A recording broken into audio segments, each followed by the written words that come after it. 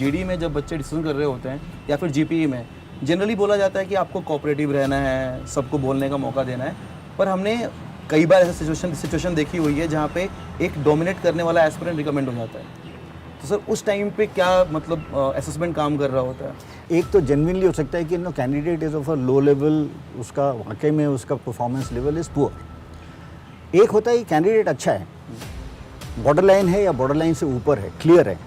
No ऐसे candidate को जब when we see that no he is a recommendable candidate, we try and take the level up of the candidate. Dominating मतलब आप किसी को बोलने नहीं दे रहे हो, सपोज बगल वाला बोल रहा है, आपने ऐसे पैर पे हाथ रख के रोक दिया है, आप चिल्ला चिल्ला के बोल रहे हो, you are only you know saying same thing, that is a negative way. तो वैसा बच्चा तो मतलब already GTO will surely fail him, but just by because you are giving a point which is more than somebody else who is not able to portray, doesn't show like कि आपका quality खराब हो गया है कुछ। There are two types of candidates, you know. There is one who is very exuberant to perform. What happens, it comes out of your anxiousness. So if you are very anxious or over anxious for a task, you will tend to speak more. That is what you need to control. ये जो anxiousness है, अंदर से घबराहट, ये दो तरीके से चांस, या तो वो नहीं बोलता है या बहुत ज़्यादा बोल जाता है और भूल जाता है किसी और के साथ मुझे बात भी करना था। तो ये थोड़ा सा ना कंट्रोल हो जाए तो बस आपके चार चांद लग जाएंगे परफॉर्मेंस में। जय हिंद एवरीवन, मैं साहिल कुमार आप सबका डिफेंस में ना वेलकम करता हूं। आज से एग्जैक्ट 5 साल पहले डेट थी 19 दिसंबर 2020। मैं अपने एसएसबी के लास्ट अटेम्प्ट में कॉन्फ्रेंस में बैठा हुआ था और एक जो नर्वसनेस होती है जब आपके सामने इतने सारे ऑफिसर्स यूनिफॉर्म में होते हैं, वो सेम नर्वसनेस आज भी फील कर रहा हूँ, क्योंकि आज एक ऐसा टॉपिक मैं आपके लिए लेके आया हूँ, recommended candidate versus rejected candidate, जिसमें हमारे पास पैनल में 2 इंटरव्यूइंग ऑफिसर्स हैं, 2 साइकोलॉजिस्ट हैं और 2 जीडीओज हैं। As a psychologist, we have Group Captain Singhal, Lieutenant Commander Dharamveer. As an interviewing officers, we have Group Captain Rajesh Pandey, Group Captain Kukreja, and for GTO we have Commander Vikas Yadav and Colonel Mukherjee. Sir बहुत सारे aspirants के मन में एक doubt होता है कि क्या एसएसबी के अंदर एक एस्पिरेंट का बैकग्राउंड मैटर करता है। सर बैकग्राउंड इन सेंस कि अगर वो सैनिक स्कूल, मिलिट्री स्कूल का है या नॉर्मल स्कूल का है, शहर से है या गाँव से है, या फिर वो बहुत रिच बैकग्राउंड का है या पुअर बैकग्राउंड का है। बहुत सारे एस्पिरेंट कुछ चीज़ों को हाइड करना चाहते हैं, आपका क्या ओपिनियन इस बारे में सर? मेरा ओपिनियन ये होगा कि बैकग्राउंड इतना मैटर नहीं करता, क्योंकि इंटरव्यू में जो डेमोन्स्ट्रेटेड परफॉर्मेंस होता है वो मैटर करता है। ये ज़रूर होता है कि जो विलेज बैकग्राउंड से आते हैं उनकी कम्युनिकेशन की थोड़ी सी इशू होती है, लेकिन असेसमेंट में बैकग्राउंड का कोई इतना ज़्यादा नहीं फ़र्क पड़ता कि आप सैनिक स्कूल से आए हैं या कहीं और से आए हैं। आपका जो डेमोन्स्ट्रेटेड परफॉर्मेंस होगा, आपकी असेसमेंट उसी पे होगी। सर एक सबके माइंड में ये चल रहा होता है, इंटरनेट पे ये फैला हुआ है कि अगर आप सैनिक स्कूल से आ रहे हैं, एमसी से हैं, तो आपको ये प्लस पॉइंट है, ऐसा कुछ होता है सर? प्लस पॉइंट ज़रूर होता है, क्योंकि उनकी जो ट्रेनिंग होती है उसमें ये सब जो होने वाला है एसएसबी में, वो उनको ऑलरेडी एक्सपोजर मिला होता है, तो इसलिए डेफिनेटली उनको एक एडवांटेज ज़रूर होती है। बिल्कुल सर। सर नेक्स्ट क्वेश्चन है हमारा ग्रुप कैप्टन राजेश पांडे से। सर अगर कोई बच्चा एसएसबी इंटरव्यू के अंदर फेक कर रहा है, जैसे फर्स्ट क्वेश्चन सर से था कि वो अपने पर्सनालिटी को, अगर वो पुअर है, बहुत अमीर दिखाने का ट्राई कर रहा है, या फिर स्कूल के बैकग्राउंड को फेक कर रहा है, कॉलेज के बैकग्राउंड को फेक कर रहा है, तो आप उसको कैच कैसे करते हैं सर? सी इंटरव्यू जहाँ तक सवाल है, you know we have the PIQ, we have the पूरा बैकग्राउंड एक कैंडिडेट का अवेलेबल है हमारे पास में। सो बेसिकली वी नो कि where he is coming from. No उसके बाद में वो फेक क्या करे, पहले we would like to just listen to him, वो हम बोलने देते हैं, सो ये क्या बोलना चाह रहे हो, एवरीथिंग इज़ ओपन एंडेड। ठीक है, हमें ये भी पता लग जाता है कि ठीक है कुछ दिखाना चाह रहा है ज़्यादा या नहीं। We grant to a candidate कि यस इंटरव्यू के लिए आया है, तो naturally he is going to you know put up his best. जो कुछ हद तक yes no he will try to show off which is okay. लेकिन अगर वो फेक कर रहा है, कुछ चीज़ें गलत बता रहा है, then we try to correlate, you know, and then we have once we have listen to him his story, right. पहले अगर एजुकेशन बैकग्राउंड की आप बात करो, CIQ 1, so he talking about his no schooling कहाँ से करी है, क्या किया है, तो एक बैकग्राउंड तो हमें उसका पता लग जा रहा है ना। वहाँ पे कुछ हमें मिसमैच नज़र आ रहा है, then you know in the probing, जैसे CIQ के उसने आंसर्स ख़त्म किए हैं, प्रोबिंग में फिर देन वी गो इनटू दो स्पेसिफिक एरियाज, और तब फिर दूध का दूध पानी का पानी अपने आप हो जाता है। Still if something is still not you know clarified, we wait till the end of the interview. And that time again you know we revisit that area जहाँ पे हमें थोड़ा सा डाउट होता है, और by that time you know 40-45 minute तक जब बच्चा बोलता है तो वी आर फेयरली क्लियर कि नो उसकी बहुत सारी चीज़ें अनजाने में भी वो अगर कुछ कर रहा हो या जानबूझ के कर रहा हो वो चीज़ें बहुत क्लियर हो जाती हैं. So there is no I would say point in saying that no, he is able to fake his personality. He may be able to fake, but we are able to catch on to that. So ultimately, I mean, it doesn't really help to fake your personality. Yes, you can try and put up your best self. That is appreciated, right? लेकिन fake करना में कोई फ़ायदा नहीं है, बल्कि आप you lose the trust of the IO. Done sir. Sir after SSB interview, मतलब स्पेशली इंटरव्यू ऑफिसर से मिलने के बाद 2 टाइप के फीडबैक मिलते हैं. या तो एस्पिरेंट बहुत खुश होता है, वाह सर के साथ मज़ा आ गया, या फिर बहुत डरा हुआ होता है, यार मुझे तो बहुत ग्रिल किया. सर इसके पीछे क्या होता है मतलब? ओके, सो बहुत डरा हुआ होता है कि केस में पहले बताता हूँ. नो, एक तो जेन्युइनली हो सकता है कि no candidate is of a low level, उसका वाकई में उसका परफॉर्मेंस लेवल इज़ पुअर. एक होता है कि कैंडिडेट अच्छा है, बॉर्डर लाइन है या बॉर्डर लाइन से ऊपर है, क्लियर है. नो, ऐसे कैंडिडेट को जब when we see that no he is a recommendable candidate, we try and take the level up of the candidate in the sense कि लेट्स से अवेयरनेस लेवल है, right? उसको services के बारे में या करंट अफेयर्स के बारे में पता है, किस हद तक पता है, और उसके फिर हम क्वेश्चंस और थोड़ा सा डिफ़िकल्ट करते जाते हैं. सो ऐसा हो सकता है कि वो काफ़ी चीज़ें बता पाया है, लेकिन फिर नेक्स्ट क्वेश्चन जो हम उसका लेवल ऑफ डिफ़िकल्टी जब रेज़ करते हैं वो नहीं बता पाए. तो ये हो सकता है 2-3 जगह में इसके निकल के आ रहे हैं, उसमें लगेगा यार मैंने ये आंसर नहीं किया, but actually we have already taking up to a much higher level than just a recommendation level. So ऐसे कैंडिडेट्स भी हो सकते हैं जिनको they have not been able to answer the correct questions correctly, some of the questions, but the fact is कि yes no he is much above the average acceptable level. So वो candidate भी दुखी हो सकता है, उसे लग सकता है, क्योंकि he is not been able to answer some of the question which could be a little complex. जो कैंडिडेट जो खुश है, again 2 types. One can be he is hardly much, nothing much to talk about. अच्छा, लेकिन उसको भी हम निराश नहीं कर सकते. तो we say okay good, I am sure you can do well. और एक होता है कि जो जेन्युइनली एक बॉर्डर लाइन है, एंड वी फाइंड कि yes considering his background he is been able to do justice to whatever his background is. So वो भी खुश हो सकता है. Done sir. अभी आपने 2 आंसर सुने एंड आई होप कि आपको क्लियर हो गया होगा कि इंटरव्यू के अंदर आप इंटरव्यूइंग ऑफिसर के सामने कुछ भी फेक करके बच नहीं सकते हो, और झूठ नहीं बोलना है जितना हो सके. Sir next question group captain single sir से है. सर एसएसबी साइकोलॉजी टेस्ट के अंदर क्या कोई रट्टा मार के जा सकता है और पास हो सकता है? टेट बहुत सारे बच्चे ऐसे होते हैं, बहुत सारी एकेडमीज़ हैं जहाँ पे पिक्चर्स दिखा के प्रैक्टिस होती है कि भाई 10-10 स्टोरी लिख रहे हैं, 20-20 लिख रहे हैं और रट के चले जाते हैं. तो सर क्या कोई रट्टाफिकेशन के साथ अपना टीएटी डब्ल्यूएटी क्लियर कर सकता है?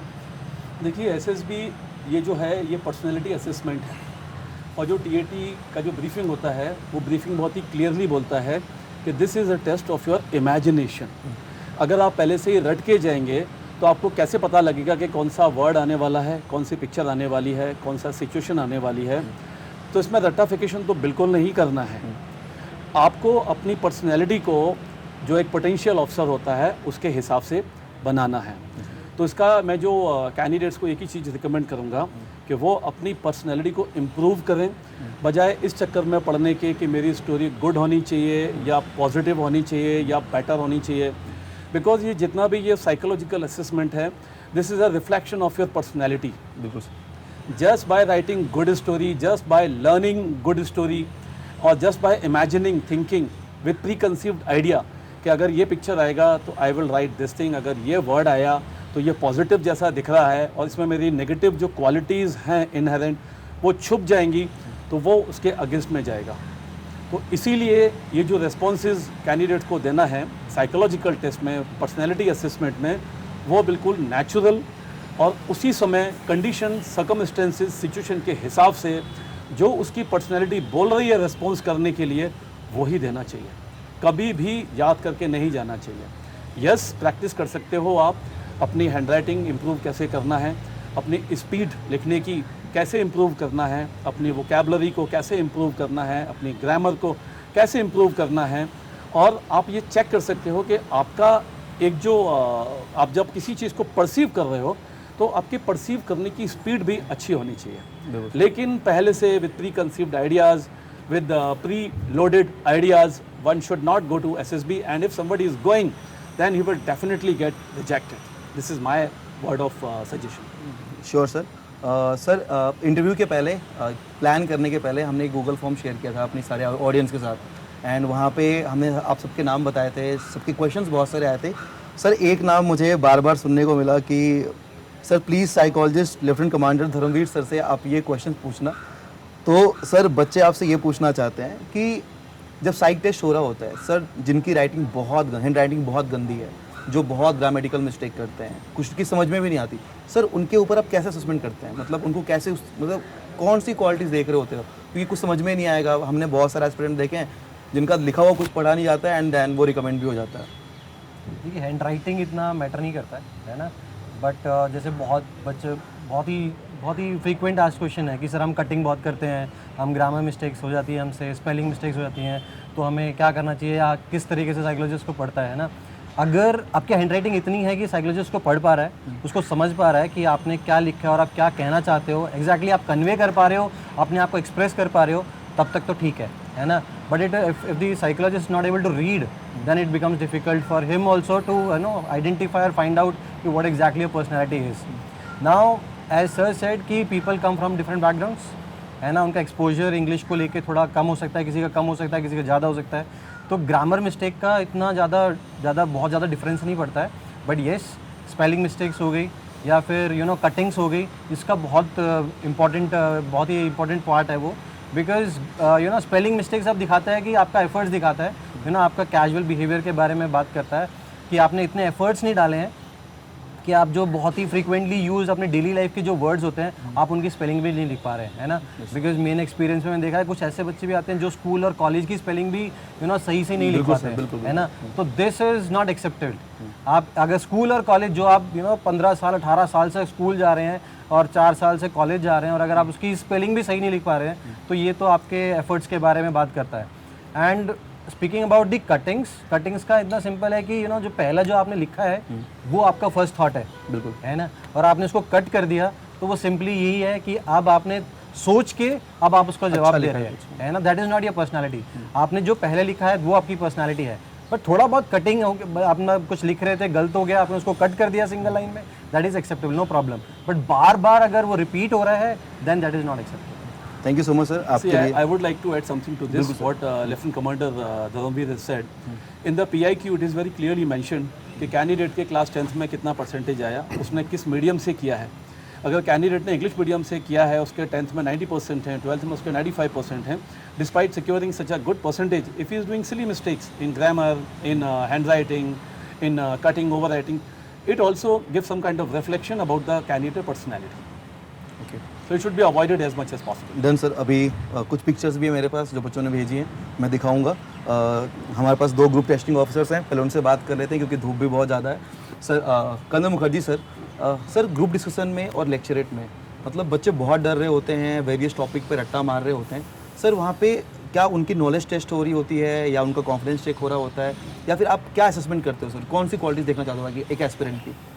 सी योर नॉलेज, आपका जो ज्ञान है, आपकी जो अवेयरनेस है, वो तो ऑक्सीजन है इन दोनों चीज़ों के लिए। ग्रुप डिस्कशन में अगर आप भाग लेना चाहते हैं तो आप बोलेंगे क्या जब तक ना आपके अंदर आइडियाज़ हों। तो this is the basic oxygen which by which you can speak in the group discussion. And for lecturette it is of course a second chance for you to display your level of awareness, but more than anything else एक और quality है, that is your ability to influence a group. So now we want a team leader who will be able to motivate the team, who will be able to channelize the team, who will be able to guide the team. And now is the chance that you can show how well you can convey your ideas. आप अपने विचारों को कितने सहज तरीके से प्रकट कर सकते हो, अपने ग्रुप को कैसे प्रभावित कर सकते हो, ये लेक्चरेट में आपके लिए है। तो लेक्चरेट एक तौर से हम बोले एक सेकंड चांस है आपके लिए, और GTU के लिए एक और तरीका है कंफर्म करने के लिए कि इसका जो लेवल ऑफ अवेयरनेस था, जो इसने GD में झलक दिखलाई, उसकी एक बिल्कुल पुख्ता तरीके से हमें एक आउटपुट मिल जाती है लेक्चरेट में। लेकिन लेक्चरेट का मकसद तो यही है that how well you can influence and motivate your group, ये सारा चीज़ उसमें आता है। आप देखो 3 मिनट मिल रहे हैं आपको और उस वक्त कोई इंटरफेयर नहीं कर रहा है। Now this is the best time, you must utilize, give out your ideas, how well you have organize the topic, how well you convey your ideas, all these things. Thank you sir. Commander Vikas Sidhu sir, हमारे पास एक question है। GD में जब बच्चे discussion कर रहे होते हैं या फिर GPE में जनरली बोला जाता है कि आपको कोऑपरेटिव रहना है, सबको बोलने का मौका देना है, पर हमने कई बार ऐसा सिचुएशन देखी हुई है जहाँ पे एक डोमिनेट करने वाला एस्पिरेंट रिकमेंड हो जाता है। तो सर उस टाइम पे क्या मतलब असेसमेंट काम कर रहा होता है? एक्चुअली साहिल, यहाँ पे ना there are two different things. First of all when we talk about recommendation, it doesn't depends on one task और वन क्वालिटी। एक रिकमेंडेशन डिपेंड करता है 3 डिफरेंट टेक्निक्स पे। GTU है, साइकोलॉजी है एंड आपका इंटरव्यू है। और GTU में तो हम टोटल 9 टास्क की बात करते हैं। कई बार बच्चे जब जज करते हैं कि उसने ऐसा किया, they're only judging based on the behaviour of a candidate in one particular test, like जैसे GTU में सिर्फ वो बच्चा बता रहे हैं। लेकिन रिकमेंडेशन बहुत सारे चीज़ पे है। Now come back to this कि some time you are dominating and all. कई बार ऐसा बच्चा जो, क्योंकि आप ये जितना भी सुनते हो वर्ड ऑफ माउथ सुनते हो, एक बच्चा जो बोल नहीं पा रहा है ग्रुप डिस्कशंस में या उसको आइडिया नहीं आ पा रहा है and sometime he thinks he is very very mild and not able to portray his idea, तो कई बार वो इस माइंडसेट में भी हो जाता है कि क्योंकि ये बगल वाला बोल रहा है इसलिए मेरे को मौका नहीं मिला और शायद मैं इसलिए नहीं बोल पाया, and treating him as a slightly more dominating था या ये था। Yes, there are times when there are lots of fish markets, एक सिनेरियो हो जाता है, लोग सुन नहीं रहे हैं, लेकिन लाइक सर टोल्ड कि भैया knowledge is kind of oxygen. जब आपका आइडिया अच्छा है तो लोग वहाँ सुनेंगे आपको, और आप dominate just because by shouting you can not dominate on A group. You must have some kind of an idea about the topic. You should have some kind of a content. अगर आपका content delivery अच्छा है, आपका बताने का तरीका अच्छा है, तो आप बिल्कुल मतलब that candidate will be consider. और दूसरा, जो बच्चा जो जज कर रहा है, because you must have seen when you in an SSB room में जाके सब डिस्कस करते हैं, भाई तेरा तो पक्का हो जाएगा, तेरा नहीं होगा, या तेरा ये चांस है and all, and suddenly there are बिल्कुल different surprises during the conference, result अलग ही निकलते हैं। तो वो क्योंकि बच्चे की समझ एक अलग है और एक असेसर कुछ अलग नज़रिया देख रहा है at one particular age when you are going for SSB, थोड़ा बहुत तो एंथुसिज्म सब हर बच्चे के अंदर है। बिल्कुल वो वहाँ पे दिखाने का कोशिश करते हैं कि यार मैंने तैयारी करी है, मेरे पास पॉइंट है, मैं बताने की कोशिश कर रहा हूँ। So that is not a very negative. Yes, dominating मतलब आप किसी को बोलने नहीं दे रहे हो, सब बगल वाला बोल रहा है, आपने ऐसे पैर पे हाथ रख के रोक दिया है, आप चिल्ला चिल्ला के बोल रहे हो, you are only same saying same thing, that is a negative way. तो वैसा बच्चा तो मतलब already GTU will surely feel him, but just by because you are giving a point which is more than somebody else who is not able to portray, doesn't show like कि आपका quality ख़राब हो गया है कुछ। मतलब sir ये कह सकते हैं कि जो डोमिनेटिंग वर्ड है कभी कभी एस्पिरेंट अपने अकॉर्डिंग भी ले लेते हैं। Yeah, कोई उसके सुपीरियर है तो बोलते हैं कि dominate. We have candidate who keep saying कि भाई आप तुम बोले क्यों नहीं GD में, क्योंकि सर मैंने स्टार्टिंग में 2 लाइन बोला था, फिर मुझे लगा अब मैं बोलूँगा तो डोमिनेट हो जाऊँगा। अरे पहले नॉर्मल तो बोलो, डोमिनेट और नॉर्मल में बहुत डिफरेंस है। तो the candidates understanding is totally different at times, what is actually required in SSB। Done, sir. Thank you, sir. Can I add something here? Yes, sir. Can I add something here? Yes, sir. Sure. All right, this word about dominating, and that's a मतलब बहुत important word है, और इसको लेके candidate जैसे अभी commander विकास ने समझाया बहुत ज़्यादा सोचते हैं। बात ये है कि ये एक ग्रुप डिस्कशन है। अब आप सोचिए डिस्कशन का मतलब क्या है, जब आप दूसरों के साथ अपने विचारों की आदान प्रदान करोगे, that means there is going to be a dynamic exchange of ideas. Now if you are speaking and you are the only person who's speaking, that means the other person is not getting a chance to exchange his or her views with you. Sure. So the word discussion is gone, isn't it? Yes, sir. So as long as you feel that you are exchanging your ideas, it's fine. But moment the exchange is stopped, the discussion is over. Yes, sir. So that is where, and in fact, you must know this. GTU is looking for a flow of data because he has to assess all the candidates. And now there's a candidate who is not letting others speak and all those kind of things. So there's a flow of data has stopped. So, well, आप थोड़े से नासूर की तरह GTU के assessment में खटक तो जरूर जाओगे। सर वो ब्रीफिंग इटसेल्फ सेज ना कि this is a informal exchange of view, जैसे 4 दोस्त बात करते हैं, प्लान की पहले ये बोलेगा फिर ये बोलेगा, you keep cutting and some time when somebody over speaking and people will cut him down कि यार मतलब कुछ ज़्यादा ही कर रहा है, तो वो तो I think there is a time in GTU also interfere into the group and say okay gentleman and you know coming with some kind of lines that you know stop such a nonsense going into the group. And there are two types of candidates, you know. There's one who's very exuberant to perform. What happens, it comes out of your anxiousness. So if you're very anxious or over anxious for a task, you'll tend to speak more. That is what you need to control. ये जो anxiousness है, अंदर से घबराहट, ये दो तरीके से चैंस, या तो वो नहीं बोलता है या बहुत ज़्यादा बोल जाता है और भूल जाता है किसी और के साथ मुझे बात भी करना था. तो ये थोड़ा सा ना कंट्रोल हो जाए तो बस आपके 4 चांद लग जाएंगे परफॉर्मेंस में. आई होप सर सबको समझ में आ गया है. Moving to our interviewing officer group captain Kukreja. Sir Hindi और इंग्लिश का इंटरव्यू के टाइम मतलब लैंग्वेज में क्या रोल है, हिंदी स्पीकिंग का, इंग्लिश स्पीकिंग का? बहुत सारे बच्चे ये सोच रहे होते हैं कि बहुत फ्लुएंट होना चाहिए, अदरवाइज़ मैं रिकमेंड नहीं हो पाऊँगा, हिंदी बोलूँगा तो मुझे आउट कर देंगे. सर आपका क्या इस पे ओपिनियन? एक्चुअली ये जो इंटरव्यू है जी सर. बेसिकली ये हम आपकी सोच के बारे में जानना चाहते हैं. बिल्कुल. वो सोच जो है आपके दिमाग में है, जिसके अंदर हम झांक नहीं सकते, वो निकलेगी शब्द में. और अगर आप फ्लुएंट हैं इंग्लिश में तो आप इंग्लिश में बोलेंगे. अगर आप नहीं हैं, मैंने कई बार देखा है बच्चों को कि फ्लुएंसी कम है लेकिन वो क्या करते हैं कि सोचते हैं कि करेक्ट वर्ड नहीं मिल रहा, करेक्ट सेंटेंस नहीं मिल रहा, अपने आप को अननेसेसरी प्रेशर में डाल रहे हैं. तो ऐसे टाइम पे उनको हिंदी में आके और हिंदी में बोल के और फिर मिक्स करके निकलते जाना चाहिए. अपने आप को वर्ड या सेंटेंस के लिए अपने आप को स्ट्रेस में नहीं डालना चाहिए. और मेरे पर्सनल एक्सपीरियंस से ये है कि अगर आप हिंदी में थोड़ा ज़्यादा बोलते हैं, ज़्यादा नेगेटिव नहीं गिना जाता, आपकी सोच ज़्यादा मैटर करती है. और जो आपने मेरा पहला प्रश्न पूछा था उसमें मैं एक थोड़ा सा ऐड करना चाहता हूँ कि जो बैकग्राउंड है वो एक जगह मैटर करता है. वो होता है ट्रेनेबिलिटी में. ओके. जब कोई बच्चा क्लियर पास नहीं होता तो उसके बाद में जो बोर्ड है वो उसको डिस्कस करता है कि इसको हम रेकमेंड करें कि ना करें. उस टाइम एक फैक्टर आता है ट्रेनेबिलिटी. तो जिस बच्चे ने सारी दुनिया देख ली, उसका सारा एक्सपोजर हो गया, तो उसकी ट्रेनेबिलिटी कम हो जाती है बनिस्बत जो बच्चा बिल्कुल रस्टिक बैकग्राउंड या ऐसे बैकग्राउंड से नहीं आता. तो ये अज्यूम हो जाता है कि जिसको अपॉर्चुनिटी मिलेंगी और उसने ये सब नहीं देखा है, उसकी ट्रेनेबिलिटी जो है वो बढ़ जाती है और उसकी रिकमेंडेशन की चांसेस इम्प्रूव हो जाते हैं. Thank you sir. Moving to group captain Pandey sir. Sir interview के दौरान में हमें ये देखने को मिलता है कि एक सीक्वेंस में बहुत सारे क्वेश्चन हो जाते हैं. If I am not wrong इसको CIQ बोलते हैं सर. करेक्ट. हाँ. आइडियली CIQ बोलते हैं लेकिन YouTube का जहाँ तक माध्यम है उसे रैपिड फायर बोलते हैं. नहीं सर. हाँ तो सर CIQ में बहुत सारे एस्पिरेंट ऐसे हैं, सबके मन में डाउट होता है. अगर वो रिजेक्ट हो गए, रिकमेंड नहीं हो पाए, तो वो कहते हैं यार इंटरव्यूइंग ऑफिसर के सामने ना मैंने CIQ में सीक्वेंस मिस कर दिया. सर ये कितना हद तक सही होता है? क्योंकि बहुत सारे क्वेश्चन होते हैं, मैं खुद भी गया था सर. मतलब क्लास 10 से स्टार्ट होगा, ग्रेजुएशन तक जाएगा, फिर पेरेंट्स के साथ हर चीज़ आ जाती है उसमें. तो सर अगर कोई एस्पिरेंट सीक्वेंस मिस कर जाता है तो क्या ये सॉलिड रीजन बनता है उसके रिजेक्शन का? नहीं, not at all. See this is, जब हम CIQ बताते हैं, CIQ से पूछते हैं बच्चे को, so there are number of questions which are bundled together. Yes, sir. You know, pertaining to particular area of his life, like education के बारे में हो गया, education and related activities. Now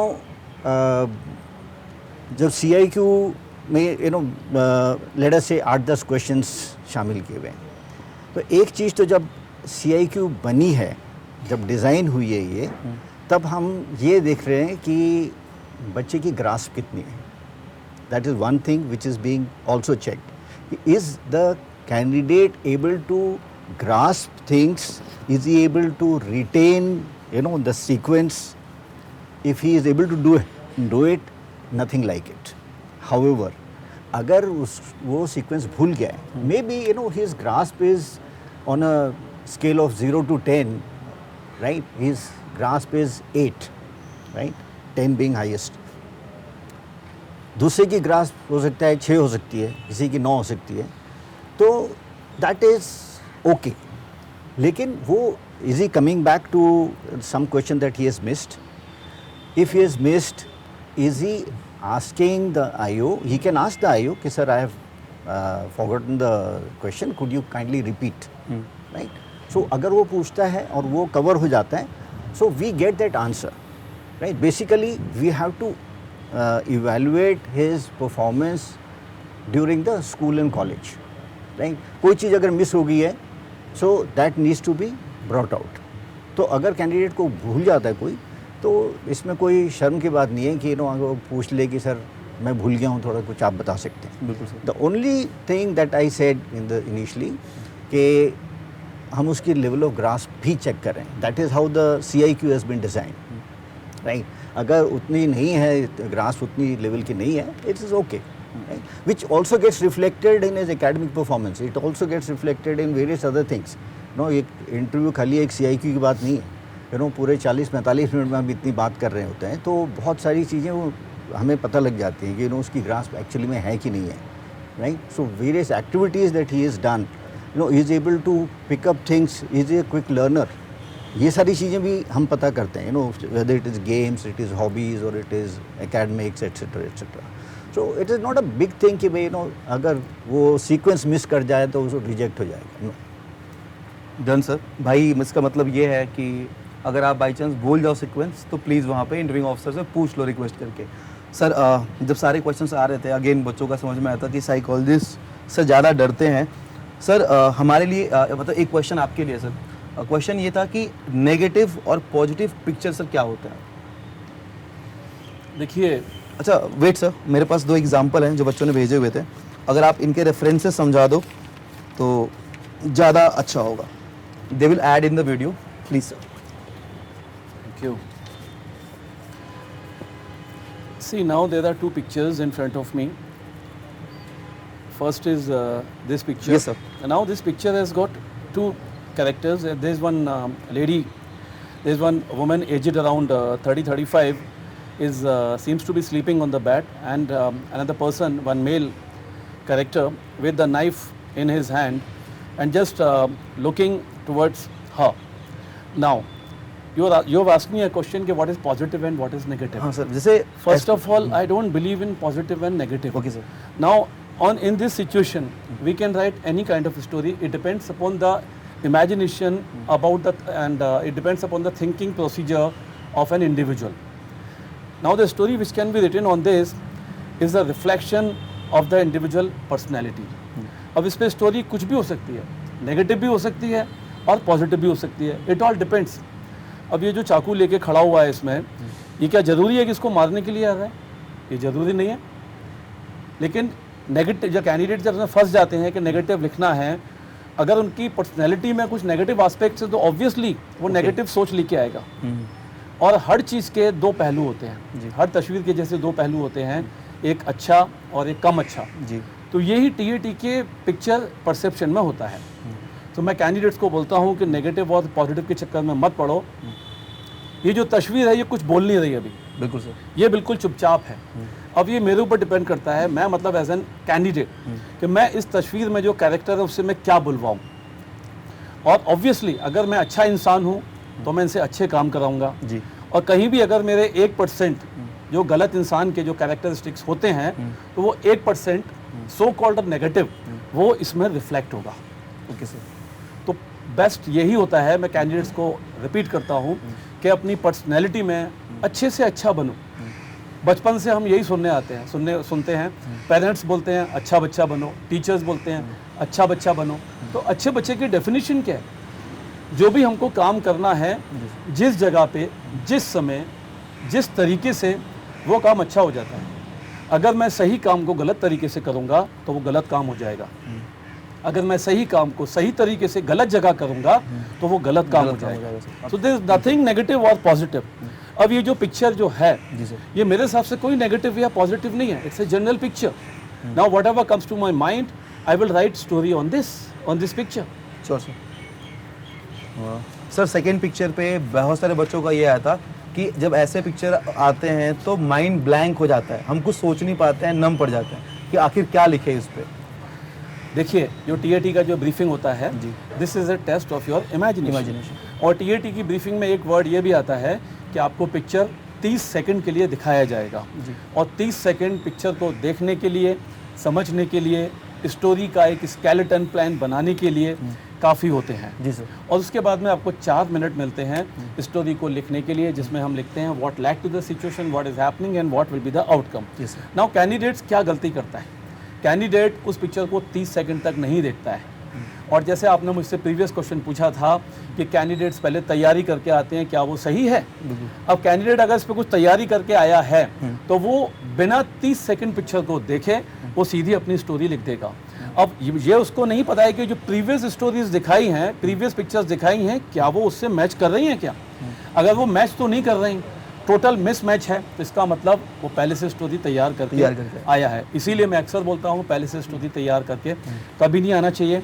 30 second picture को गौर से देखो और आप पिक्चर में left to right, top to bottom, from one end to another end, ऐसी चीज़ देखो जो आपको बाकी लोगों से ऑर्डिनरी से एक्स्ट्रा ऑर्डिनरी बनाए। बिल्कुल सर। आपकी स्टोरी को जो सिंपल से अबव एवरेज बनाए, तभी आपका सिलेक्शन होगा। लेकिन अगर आपकी स्टोरी ऑर्डिनरी है, अगर आपकी स्टोरी सिंपल है, बिकॉज आपने उस पिक्चर में कुछ ऐसी चीज़ मिस कर दी जो कि बहुत ज़रूरी थी, लेकिन गलती आपने क्यों की? आपने 30 सेकंड के बजाय पिक्चर वो केवल 15 सेकंड देखी और ये सोचा कि मैं 15 सेकंड एक्स्ट्रा जो मुझको मिल रहे हैं वो मैं 3.25 मिनट, 4.25 मिनट मेरे को मिलेंगे और मैं अच्छी स्टोरी लिखूंगा, अच्छी इंग्लिश लिखूंगा, अच्छी वोकेबलरी लिखूंगा, और कैंडिडेट यही मात खा जाता है। ओके। इसीलिए again I am repeating myself, there are no negative और positive story, there are no good और bad story. Stories are just the reflection of your personality. What you think is seen in black and white. बिल्कुल sir.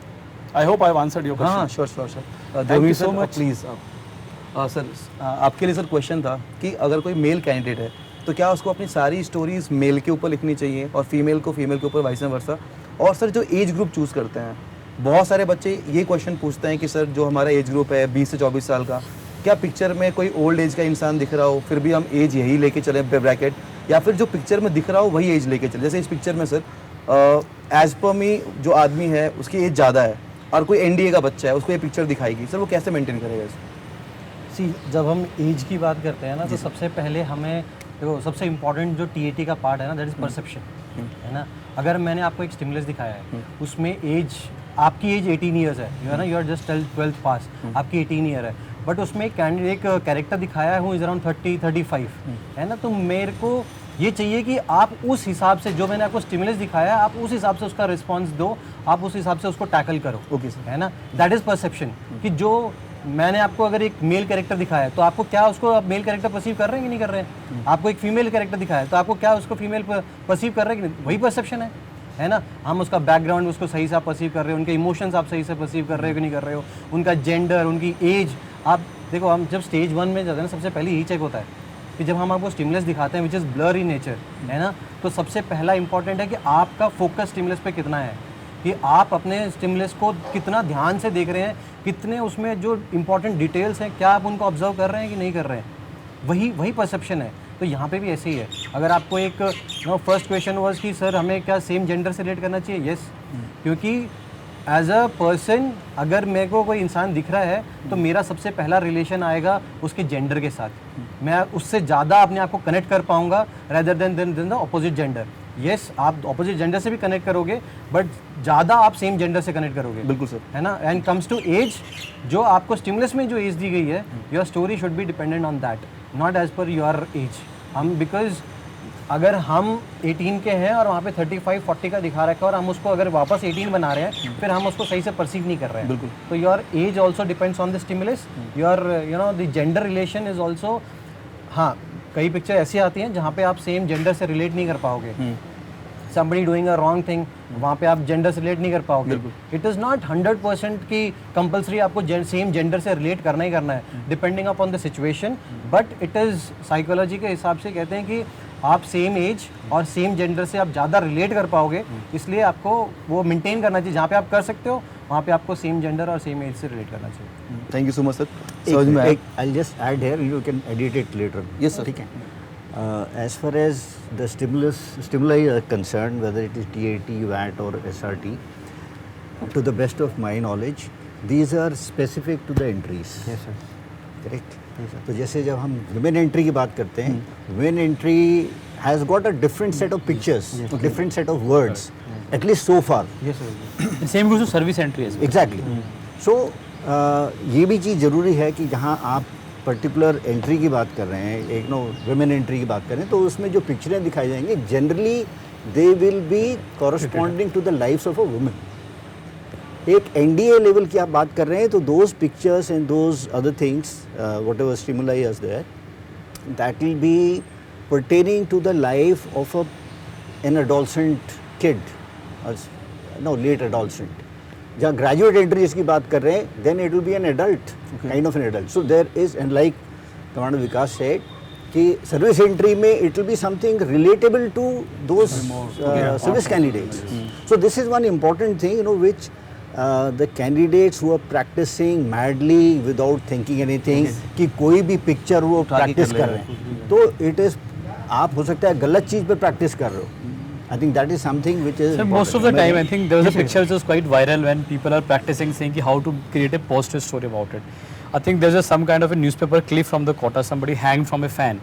तो picture में क्या दिखाया गया था, वो पूरा क्लियर पिक्चर नहीं दिखाया था, सिर्फ एक ऐसे हवा में पैर उठे हुए हैं, इट इज़ वेरी क्लियरली, उसका सिर्फ ऊपर वाला एकदम गायब कर दिया. Now people you know try to make you know different stuff and all. And एक पिछली बार एक और पिक्चर था, काफ़ी पॉपुलर भी हुआ, जिसमें it's kind of a molestation, somebody try to physically assault a lady and she was lying down. पुरानी मूवीज़ में जैसे वो शक्ति कपूर टाइप ऐसे सिनेरियो चल रहा है and she try to create a positive.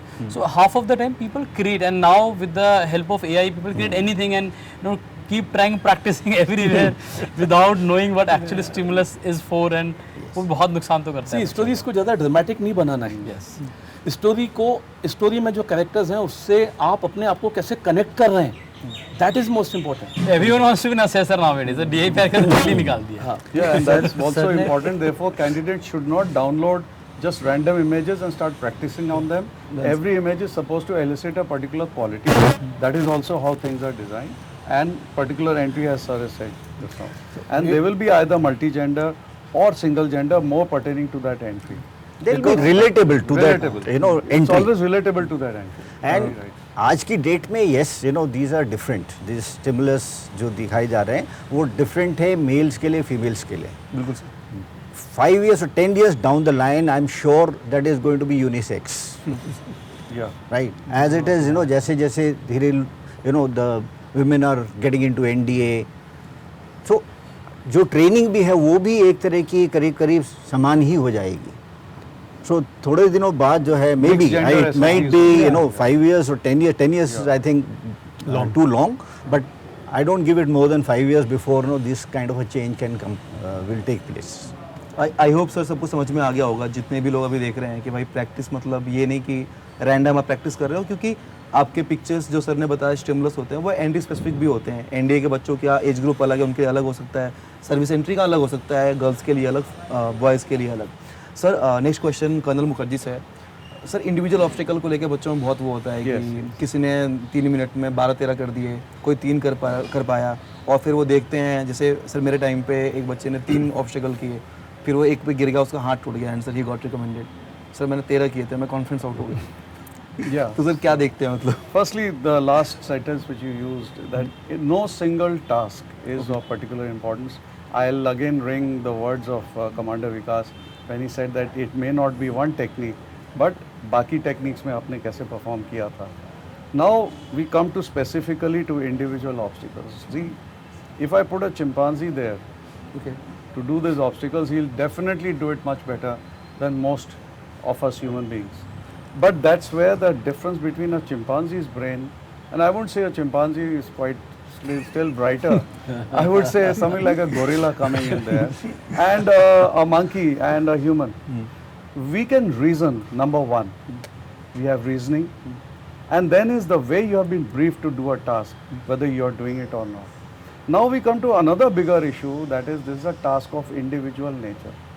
And more than your physical abilities, what we are looking at is your ability to assess the situation, plan your course of action, and thereafter execute it. So your planning and organizing is by far one of the most important element we see. क्योंकि मुशक्कत करके physical वो करके तो सभी आ जाएंगे. बिल्कुल sir. तो यानी कि इसका मतलब सर्कस में जो जिम्नास्ट है वो तो मेरे इंडिविजुअल ऑब्स्टिकल में हो जाना चाहिए और फिर मैं उसको ऑफिसर बना दूंगा, है कि नहीं बात? लेकिन क्या वो सर्कस का जिम्नास्ट नया सर्कस का चीज़ डिज़ाइन कर सकता है? क्या वो प्लान कर सकता है अपनी मूवमेंट? तो आप देखिए, हम आपका एक छोटा सा चित्रण बनाते हैं कि आपने अपनी पूरी मूवमेंट कैसे की ग्राउंड में. आपका सीक्वेंस कैसे फॉलो किया, ओके सर। और क्या आपने जो GTO है उसकी ब्रीफिंग को फॉलो किया कि नहीं. So these are lot of things involved in it. Yeah sir एक बड़ा मिथ्स भी चलता है ऐसे करके कि because you know we keep saying कि number of points you will get if you tackle the task successfully. तो बच्चा पॉइंट्स को मार्क्स समझ लेता है. वो बोलते हैं मैंने तो 90 नंबर तो मेरे इसी में आके 90 में तो पास होते हैं, तो GT तो पास हो Yeah, so that is a big myth. Yeah, absolutely correct. Those marks are not for addition to the SSB. I They're the say points within. Yeah, these are rather a way for the GTO to kind of rank you as per the task. Who was better? But then is your planning also involved? And now you talk about that thing that you fell and broke your hand and still. But I would say that you attempted it with all your full abilities, isn't it? That you broke your hand is just a mishap over there. It can happen to anyone. But you at least attempted it. Where we are more watchful is whether you're moving towards a task and you have just avoided it and gone on to something else. That means आपने plan तो किया था, लेकिन आप देख के भयभीत हो गए तो आपने चेंज किया. तो वो शब्द आ गई भयभीत, वो डर है ना, कि हेजिटेंसी, और आप कहीं जाके रुकते हो फिर आते हो, रुकते हो फिर आते हो. तो ये क्या दिखा रहा है? करेज. एंड अब आप सोचिए, आप टीम लीडर हैं, आपके साथ आपके जवान हैं, आपको एक खाई पार करना है और भाई साहब ही रुक गए वहाँ पे. तो आपका जवान आपको फॉलो करेगा? आपके सोल्जर्स आपके पीछे मार्गदर्शन पाएंगे? नहीं, आप तो भाग रहे हो, उसको तो आपको उठा के पार कराना पड़ेगा. That means you are not going to take your group forward, your troops forward. You will be carried by your troops. Would you like to lead a career like that? So it is better you have found out, you know, your qualities are better assessed in the SSB and get yourself checked out. And it's okay. Somebody is meant for physical, somebody is not. Somebody is meant to think, somebody is agile. So a lot of things. Every task in individual obstacle brings out another specific little issue. You know, fear of the unknown, your flexibility, your focus, your balance, agility. Each one is designed for a particular thing. Sir आपने बहुत अच्छा point of view दिया वो हाथ टूटने वाले incident पे, क्योंकि मैक्स ऑफ द एस्पिरेंट ये सोच रहे होते हैं कि यार कैसा बंदा था, वो गिर गया, इसका मतलब उसने इंस्ट्रक्शन सही से नहीं फॉलो किए होंगे, बात नहीं सुनी होगी तभी गिर गया. एंड मुझे ऐसा लगता है कि अभी तक की बातचीत से हमें ये समझ में आया कि कोई भी एक टास्क आपका रिकमेंडेशन डिफाइन नहीं करता है, या फिर ऐसा नहीं कि बस एक टास्क में आपसे गलती हो गई तो आप रिजेक्ट हो जाए. इट्स ओवरऑल परफॉर्मेंस जहाँ पे 3 टेक्निक्स हैं जिसके लिए हम आज बात कर रहे हैं, तो उसके अकॉर्डिंग जो मार्क्स होते होंगे आप सब मिलकर उनको अवॉर्ड करते होंगे. Right sir. Sir last question आज का है. नेक्स्ट क्वेश्चन सर आपसे है. सर जैसे फिटनेस के ऊपर बात हो रही थी, तो सर बहुत सारे बच्चे हम देखते हैं कि मतलब पर्सनालिटी कितनी मैटर करती है. जैसे भोपाल में किसी का तोड़ निकला सर, वो चेस्ट नंबर प्लस वाला लगा के घूम रहा है, कोई बहुत फिट भी है वो आउट हो गया. तो सर मतलब अगर कोई बहुत मैं हैवी वेट बोल लेता हूँ सर, टर्म यूज़ करता हूँ, हैवी वेट है, तो सर क्या ये नहीं सोचते कि यार ये तो मतलब डिसिप्लिन नहीं होगा अपनी लाइफ में, इसीलिए इसने वेट गेन कर लिया, तो ये क्वालिटी उसकी कम सो नहीं होती होगी sir? You see, there are two things here now, and when people give example, they always put up those guys कि सर एक बच्चे का पेट निकला हुआ. But how many times you find these kind of candidates जिनके plus sign है कि सबके पेट निकले हैं? बहुत ही रेयर होता है. Maybe you got 1 and 2. See now there is a different personality. Like sir said कि it's a mix of personality. आपने सब कुछ किया है and then there is a reasoning behind everything. Of course, when you see a candidate who is coming, who is a defense aspirant, I see him fit and I'll be slightly more impressed. Not like कि just because seeing the fitness मैं उसको पास कर दूंगा, ये तो possible नहीं है. लेकिन ये एक इम्प्रेशन कहीं ना सबटल वे में it you know create in your mind कि ये बच्चा थोड़ा सा फिजिकल फिटनेस को लेके ध्यान दे रहा है तो स्लाइटली यू नो बेटर हो. बट ये मतलब सोल क्राइटेरिया नहीं है कि just because you physically fit will get recommended. Come back to a candidate, हो सकता है किसी का कोई इंजरी रहा हो, किसी को कोई चोट लगा हो, and we get so many candidate जिसको चोट के कारण किसी कारण नहीं खेल पाया, बीच में एक लंबा गैप आया and he put on some weight, और maybe at times you see the 12th के मार्क्स में भी देखोगे generally guys who are preparing for JEE and getting 98, 97 percentile, 99 or maybe good percentage, they're not very physically active, but there's a reasoning behind it because they are too much involved into. Though I would recommend this, I always say कि बच्चे balance maintain करना चाहिए. बस किसी कारण से हो गया या किसी कारण से ऐसा हुआ कि चोट लगे अब नहीं कर पाया, but now is reducing. May be अगर वो 120 से क्या पता हो 90 पे भी आया हो, ठीक है. So you may find some candidate and then finally at the end of the day it is a medical board which is sitting there. If you are not within a weight limits it never you know let you clear. So to some extent, yes, SSB also look into it, and not to some extent, to a very great extent. If I feel like कि जैसे stage 1 में काफ़ी बच्चे बोलते भी हैं कि sir stage 1 में फिजिकल फिटनेस मैटर करता है, to some extent yes. अगर मुझे ऐसा लग रहा है कि यार ये बच्चा चोट लगवा सकता है, सो अब मैं इतना तो रिस्क नहीं ले सकता ना कि यार बच्चे को लेके मैं चोट लगवा दूँ, फिजिकली इतना फिट नहीं है अभी ये टास्क में कर पाए, लेकिन अगर थोड़ा बहुत है कि कर सकता है and you see his performance and overall stage 2 में भी जा रहे हैं and you find is totally okay, is able to do his individual obstacles, कर पा रहे, करेज इशू नहीं है, like sir said, it is not about कि 1 or 2 टास्क, बट आपके मन में डर तो नहीं है ना, अगर डर नहीं है तो with some amount of practice of course you will be able to do this. And what then training academies are for, 4 साल का ट्रेनिंग है या किसी में 1.5 साल का है या 1 साल का है, तो more than enough. But again you will find out of 100 maybe you will find 1 or 2 candidates with slightly on the heavier side. I'm not saying even पेट निकला, बल्कि ऐसा तो बहुत ही रेयर देखने को मिलता है, but slightly on the heavier side. बहुत ही 1-2 बच्चे मिलेंगे, but out of the 100 may be 98 will be, काफ़ी सारे हैं जो एकदम फिट हैं, देखने में बढ़िया लगते हैं। So to some extent yes, but you can not say कि बस आप फिजिकली फिट हो, अभी वहाँ पे लोग बैठे हुए हैं and you'll get recommend. No, that is just one criteria. Yes, subtle way में it creates some impression. Sir क्या हम ये कह सकते हैं, जितनी अभी भी हमारी बातचीत हुई से ये समझ में आ रहा है कि एस्पिरेंट इंटरनेट की वजह से बहुत सारी मिथ्स होती हैं, बहुत सारे क्वेश्चंस होते हैं और उस पर खुद को असेसमेंट कर रहे होते हैं। आई गेस ये काम वहाँ पे एसएसएस का है, हमें बस अपनी प्रिपरेशन करनी चाहिए बेस्ट। ये इतना मतलब ऐसे मतलब चला गया है पर्सनालिटी में बच्चे की, वो हमेशा करेगा, सी इट्स ऑलवेज। जब नहीं था इंटरनेट तभी भी, I look back when internet was not into the peak, in fact sir when you must have given your SSBs, तब भी वहाँ पे जाके जब टास्क के बाद बच्चा रूम में आता है वो भी डिस्कस करते हैं कि यार तूने ऐसा किया तो तेरा अच्छा लग रहा है, ये नहीं अच्छा करा, तो टू सम लेवल करेगा। लेकिन यस, एक जगह कहीं ना कहीं ये तो है कि आप तैयारी तो ऐसा नहीं कि वी आर सेइंग कि आपको कोई कोचिंग लेना है तभी आप कर सकते हो, आप खुद से भी कर सकते हो, बट एक गलत वे में नहीं करना चाहिए। ये नहीं हो जाना चाहिए कि मैं कुछ भी कर रहा हूँ, जैसे सर ने पिक्चर का बताया था कि इंटरनेट पे इतनी दुनिया भर की पिक्चर है, आजकल तो एआई की हेल्प से आप कुछ भी बना रहे हो, कुछ भी प्रैक्टिस कर रहे हो sometime, and you will find number of ज्ञान्स when you open the internet and you see the way the stories are written, most of the story in fact reflect the very bad personality or coach। और ऐसा नहीं है कि एक assessor, चाहे वो psychologist है, इंटरव्यू ऑफिसर है, कि 10 बच्चों का इंटरव्यू लिया तो कोई स्टैंडर्ड आंसर दे एक्सपेक्टिंग कि ये क्वेश्चन तो हर बच्चा ये आंसर देगा तो फिट है या पास है, ऐसा नहीं हो सकता। वरना तो इतने सालों से सेम टेक्निक चल रही है तो सारे लोगों को पता ही है, तो एवरीवन कैन गेट रिकमेंडेड। तो जो कहीं ना कहीं कस्टमाइज है, ओन इश्यूज है, that one has to look at, and it's a combination of both. You need some kind of a guidance where, I mean, it can be anyone. It can be in the form of parents, a good friends, or maybe some kind of mentor who can tell you how you are behaving and your personality is going on your personal life. And another one which we talk about is कि self introspection. वो करना तो पड़ेगा ही पड़ेगा। ऐसा भी नहीं हो सकता कि आप तैयारी कर रहे हो लेकिन खुद में देख ही नहीं रहे हो क्या गलती कर रहे हो। I think both are required. Over dependence on the internet and all. आजकल लोग चैट जीपीटी की हेल्प से स्टोरी लिखते हैं टीएटी का, एंड देन थिंकिंग कि अच्छा हो जाएगा, and we have a challenge, this PPT challenge, and most of the story came like this. And as an assessor वो बेवकूफ़ थोड़ी है, असेसर का खुद का इतना एक्सपीरियंस है, the moment he read the story immediately fail it up. जैसे सर ने बोला कि पहले से तैयारी करके आ रहा है, प्री कंसीव आइडिया, तो देखते ही पता लग जाएगा, तो उसका पर्सनालिटी तो रिफ्लेक्शन हो ही रहा है, उसका पीआईक्यू फॉर्म है। बिल्कुल। So yes, you need to introspect, you need to have some kind of a guidance in your life, and this combination will make a best fit if you're actually interested into improving your overall personality. Can I add something? Yes sir, yes, sure sir. See, if there is a candidate and you've got so many things to use, you've got internet, chat GPT these days, like Commander Vikas brought out.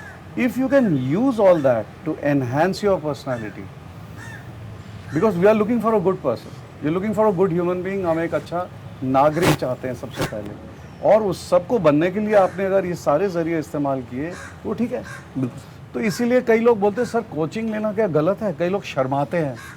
Coaching is not bad if there is a candidate who can use the coaching and then clear the SSB, that means you are trainable. Sure. Number one, you can imbibe learning inside you. It's a very, very positive aspect. All right? So that is why, so that myth about coaching, myth about using AI chat GPT, if you can use it for your benefit and if you can use it to enhance your personality, very well.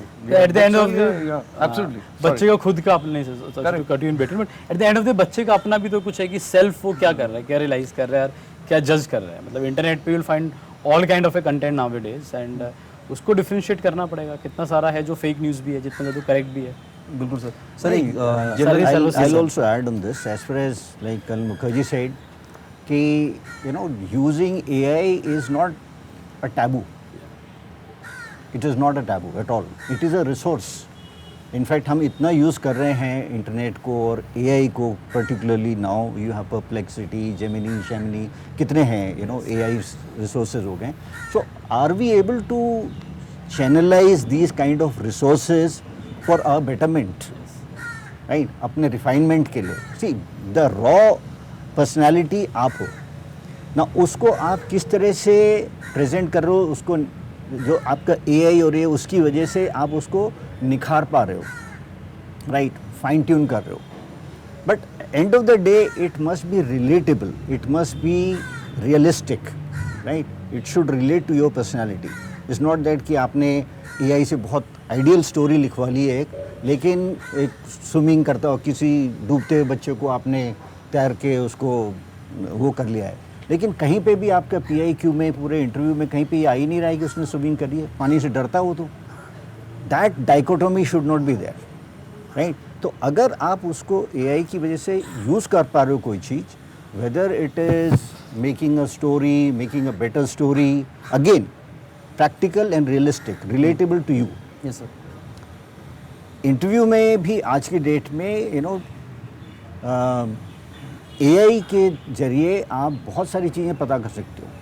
However you need to be doubly sure कि जो आप internet से ले रहे हो, अब AI से ले रहे हो, वो सही है कि नहीं। AI is just picking it out from whatever is available on the net, yes sir. Right. So आपको you have to be careful कि आप क्या ले रहे हो वहाँ से, वो जेन्युइन चीज़ है कि नहीं है। The other day I asked some candidate, okay, how many theatre commands are there in India? He told me 5 theatre commands. Where do you get it from? Sir, ChatGPT. ChatGPT.